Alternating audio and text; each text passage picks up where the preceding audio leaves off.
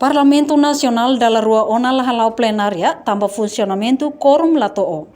Secretária Mesa Parlamentar, deputada Lídia Norberta, jornalista Sira, quinta-feira ia Parlamento Nacional de Hang, Molok realiza campanha para eleição parlamentar niang.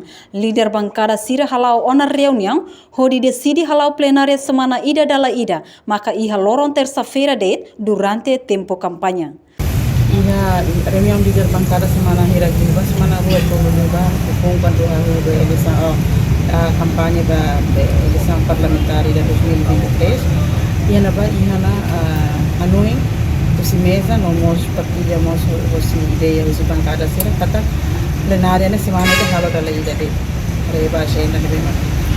Iha o deputado sernia em relação ao campanha, ao assunto selo então quando nós decidimos terça-feira, cada terça-feira né halo plenária. Infelizmente, ia terça-feira na vema ka ia loro dalla rua na semana foto por semana ida né. Deputado será balu mai be quorum funcionamento lá. Nessa kita voto da tene quorum funcionamento né.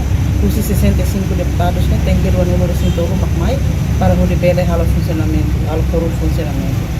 Infelizmente, durante a semana a rua nilara né deputado será marca presença, mas vela to rua número 101. Então, podemos ir lá halo plenário.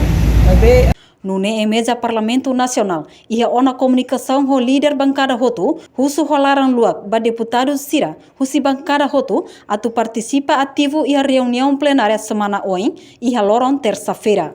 A reportagem Melda Fátima, Televisão Timor Post. Janela informação ba Ema Hotu. Atu reta informação atual dia kliu kita haluha, haneham botão subscribe, like, halo comentário no Fahretutang ba media sosial Hotu.